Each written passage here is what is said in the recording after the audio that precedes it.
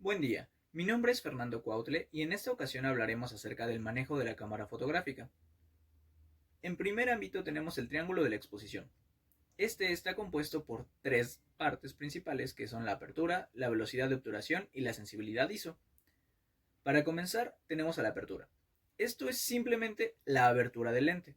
Al igual que nuestra pupila, la abriremos y la cerraremos para ajustar la cantidad de luz que entra por la lente y se impregna en el sensor. Si la escena es demasiado oscura, se abrirá para dejar pasar más luz, y si la escena es demasiado brillante, simplemente reduciremos la apertura para permitir que pase menos luz. Es importante destacar que la apertura no solamente permite controlar la cantidad de luz, sino también afecta la profundidad de campo, que veremos más adelante.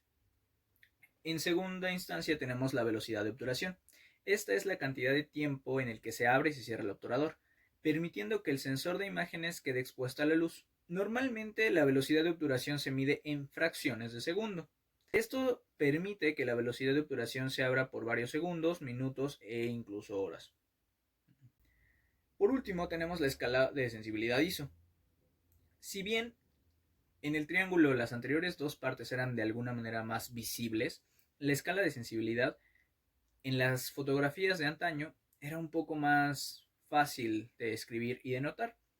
Aún así, hoy en día es importante, ya que el ISO es una medida para determinar la cantidad de sensibilidad de un material. En esta ocasión no estaremos teniendo un material físico como era antes, pero sí estaremos diciendo la cantidad de luz que percibirá nuestro sensor. Cuando se aumenta el ISO de la cámara, lo que en esencia le estamos diciendo al sensor de la imagen es que sea más sensible a la luz, en las mismas condiciones que en otra fotografía con el ISO disminuido. Significaría que para la misma apertura y la misma cantidad de tiempo de exposición, capturaría más luz, haciendo que nuestra fotografía quedara un poco más brillante. Hay que tener en cuenta que existen desventajas, ya que con una mayor sensibilidad también aumenta la posibilidad de generar más ruido.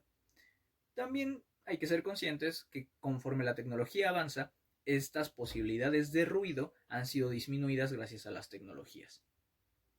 Es indispensable tener claros estos tres conceptos, ya que combinar la apertura, la velocidad y el ISO serán la clave para conseguir fotografías excelentes. Ahora pasemos a la exposición correcta, la subexposición y la sobreexposición. Como pueden ver en el ejemplo, se puede ver la misma fotografía subexpuesta, expuesta y sobreexpuesta. Lo notorio a primera vista es que vamos de menos luminidad a más luminidad. La exposición de una foto es el equilibrio entre la apertura de diafragma, el tiempo de exposición y la sensibilidad del sensor para captar correctamente la luz que existe. Eso está íntimamente relacionado con la luz. Si la cámara capta la luz existente fielmente, diremos que la toma está expuesta.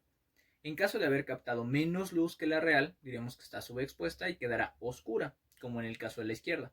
Y en el caso contrario, la foto estará sobreexpuesta, quedando demasiado clara, como en el caso de la derecha. La exposición simplemente es una combinación de la apertura de diafragma, el tiempo de exposición y la sensibilidad del sensor. Si alteramos uno de los tres factores, estaremos cambiando los demás parámetros, siendo así que la cantidad de luz no variará, a menos claro que se use un flash. Pasemos ahora a la distancia focal. La distancia focal está relacionada con los lentes y está representada normalmente en milímetros. Es la descripción básica de un lente fotográfico.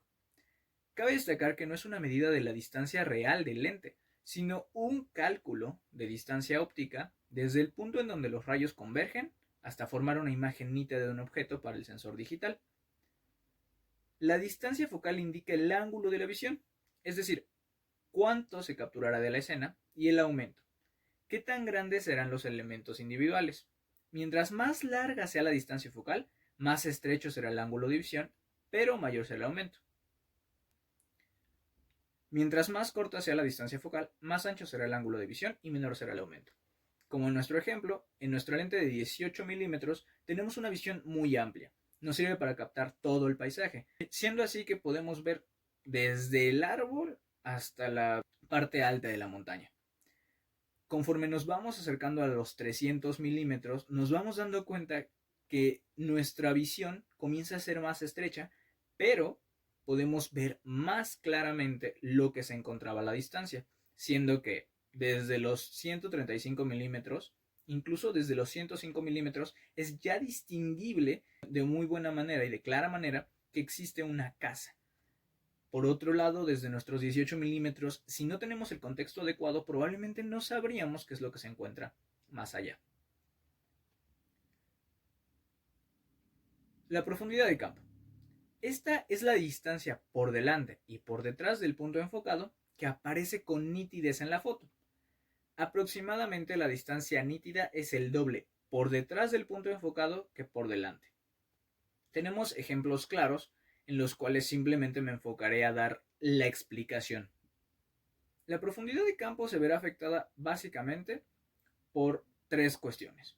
La primera, relacionada con los lentes, la apertura del diafragma y la distancia focal. La segunda, relacionada con la distancia real entre la cámara y el punto enfocado. Por la parte izquierda, como pueden ver en el ejemplo, tenemos la apertura del diafragma. A mayor apertura de diafragma, menor profundidad de campo. Como se puede notar en la imagen, la foto hecha a un f2.8 tiene una profundidad de campo menor, mientras que la foto hecha a f22 tiene una profundidad de campo mayor. En ese mismo sentido, nuestra distancia focal hará que la profundidad de campo cambie, ya que una foto hecha con un 35 milímetros tendrá una profundidad de campo mayor que la foto hecha con un zoom de 100 milímetros. La distancia real entre la cámara y el punto enfocado. Cuanto menor es la distancia al sujeto que se enfoca, menor es la profundidad de campo, siendo así que entre más cerca estemos, menos podremos enfocar, tanto hacia atrás como hacia adelante. No tiene gran complicación, pero tenemos que saber usarla adecuadamente si queremos una fotografía correctamente lograda. Pasemos ahora al balance de blancos. En la fotografía mostrada es bastante notorio qué es lo que está sucediendo cuando comenzamos a hacer la fotografía más cálida o más fría. El balance no es más que un ajuste en la cámara para hacer que los colores de la imagen se vean de forma más natural, sin verse afectados por el color de la fuente de luz de la escena. Siempre hay que tener claro la temperatura del color, que es una propiedad física de la luz y está identificada con una temperatura de color distinta. Ello lo podemos clarificar con el termómetro puesto debajo, en el cual los colores cálidos se van hacia los 2000 Kelvin, mientras los fríos llegan hasta los 100.000 Kelvin. A modo de ejemplo, la luz de una vela emite alrededor o se encuentra alrededor de una gama de 1000 Kelvin, mientras que la sombra alrededor de los 7500. Pasemos a los modos de escena. En toda cámara fotográfica podremos encontrar una rueda que nos podrá proporcionar versatilidad y funcionalidad. Para los modos de escena nos podemos topar con 5 clasificaciones básicas: el nocturno, deportivo, macro, paisaje y retrato. Hablando del modo retrato, vamos a priorizar la abertura del diafragma para obtener una menor profundidad de campo. Vamos a focalizar la atención en el sujeto a fotografiar. En el modo paisaje podemos hacer la función contraria, cerrando todo lo que pueda el diafragma para obtener una mayor profundidad de campo e incluir todos los elementos nítidos en la imagen. En modo macro, graduaremos el objetivo para que se realice un enfoque lo más cercano posible. El modo noche conseguirá priorizar la velocidad de obturación. Con largas exposiciones conseguiremos recibir la luz durante más tiempo e iluminaremos la escena sin necesidad de flash. En modo deporte realizaremos una configuración contraria al modo noche, priorizando una velocidad de obturación rápida para congelar las imágenes y no mostrar rastros de movimiento. Por el modo automático realizaremos una medición automática estándar, controlando tanto la velocidad de obturación como el diafragma, la ISO y el flash. En resumidas cuentas, son oportunidades que nos presenta la cámara fotográfica para poder adecuarnos de una manera más rápida a ciertos momentos y adelantarnos a una buena toma. En el modo disparo aún nos encontramos dentro de esta rueda de versatilidades, encontrándonos ahora con 4 modos de disparo: el manual, el que prioriza la apertura, el que prioriza la velocidad y el programable, siendo en ese mismo orden, por sus siglas, denominaciones más comunes, M, A, S y P. El modo P, también llamado modo programable, se comporta de una manera muy similar al modo de disparo automático, pero en él podremos ajustar diferentes opciones que no se pueden ajustar en el modo automático.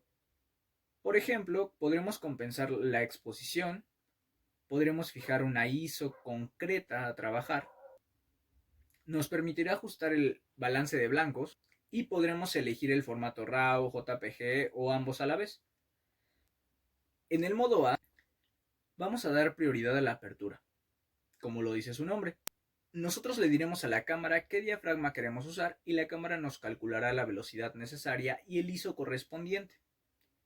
Es el modo de disparo en el que podremos controlar la profundidad de campo. Por eso puede ser ideal usarlo en fotografías de paisaje o cuando hacemos un retrato. Pasando al modo S, que prioriza la velocidad, es el modo de disparo que va a dar la prioridad, como su nombre lo dice, a una velocidad de obturación. Fijaremos una velocidad a la cámara y a partir de ello calculará el diafragma necesario y su correspondiente en ISO. Es el modo de disparo ideal cuando queremos controlar la velocidad. Por ejemplo, para congelar un movimiento rápido, como podría ser una fotografía en deportes, o cuando queremos hacer todo lo contrario y queremos mostrar un movimiento como una cascada y queremos el agua sedosa o hacer algún tipo de barrido. El último modo, M, manual, será donde tendremos un control total acerca de las opciones de la cámara. Tendremos que elegir un diafragma, una velocidad y una sensibilidad. Es el modo más purista, que dicen que todo el mundo debería aprender a trabajar. El modo de enfoque. Pasando a este, tendremos que las cámaras nos permitirán opciones para adaptar el tipo de enfoque a temas, teniendo 3 principales, como lo pueden ver en las diapositivas. El modo de enfoque único. Cuando se especifica este modo, la cámara supondrá que el sujeto no se está moviendo. Es el ejemplo comenzando de la izquierda. Por la parte del medio tendremos un modo de enfoque continuo. Es un modo de disparo que rastrea automáticamente un punto de enfoque e iniciará a medida que el sujeto o la cámara se mueva. Y el modo automático activará por completo todos los puntos de enfoque que nuestra cámara o lente puedan tener. Intentará adivinar cuál de las dos alternativas anteriores es adecuada para la situación y a partir de ello comenzará a tener la fotografía. Si bien este puede ser más fácil y más intuitivo, también puede ser frustrante, ya que la cámara comenzará a tomar referencias para decidir qué o qué no hacer. Pasando a la calidad de imagen, tendremos que está sumamente relacionado con el tipo de formato que elegiremos para guardar nuestras fotografías, siendo los 3 principales JPG, RAW o TIFF. El formato JPG es el más habitual. Los colores se obtienen mezclando los 3 colores primarios. Incluye un proceso de compresión. Cuanto más alto sea el nivel de compresión, más limitados serán los matices de colores de los píxeles. Los formatos RAW no tienen un estándar definido. Cada fabricante de cámaras fotográficas posee el suyo. Está diseñado para convertirse en un formato de archivo universal o estándar. Las modificaciones realizadas durante su edición se integran en un archivo aparte que preserva los datos del archivo RAW en cualquier caso de destrucción. Cabe aclarar que este tipo de archivo es bastante pesado, ya que llega a ser de 3 a 4 veces más pesado que un JPG. El formato TIFF es un formato que habitualmente se utiliza en la industria gráfica. No resulta destructivo ya que cada píxel codificado se integra en el archivo, conservando así una calidad de imagen máxima.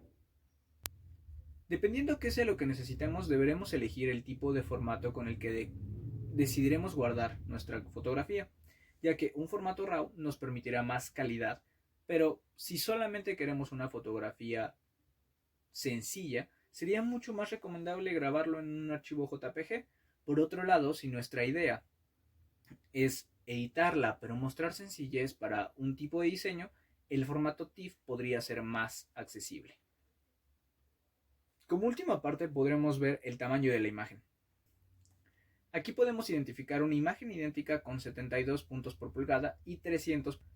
y 300 puntos por pulgada, observando en una manera inferior, en la parte inferior derecha, el zoom al 200%, notando que a menor punto por pulgada el zoom comienza a hacer un deterioro sobre la imagen. Esto está justamente relacionado con cuántos píxeles guardaremos en nuestra imagen. Tener en cuenta que el tamaño del archivo de una imagen siempre será proporcional a las dimensiones en píxeles de la imagen. Las imágenes con más píxeles muestran mejor los detalles a un tamaño de impresión determinado, pero se necesita mayor espacio en disco para su almacenamiento y requiere más tiempo para su edición e impresión. En consecuencia, la resolución de imagen llega a ser un compromiso entre la calidad de la imagen y el tamaño de archivo, ya que siempre hay que tener en cuenta qué es lo que necesitamos una vez más para decidir cuál será la calidad de nuestra fotografía. Si bien elegir el mayor tamaño de archivo puede ser una buena opción para, digamos, intentar mostrar todos y cada uno de los píxeles de nuestra fotografía, si ella no será vista a detalle o no será impresa en una calidad demasiado grande, sería bueno conservar un tamaño normal para no exceder lo necesario y lo razonable. Para no exceder lo necesario y razonable. Eso ha sido todo por mi parte. A continuación, los dejo con la lista de referencias que han ayudado a que este trabajo sea realizado.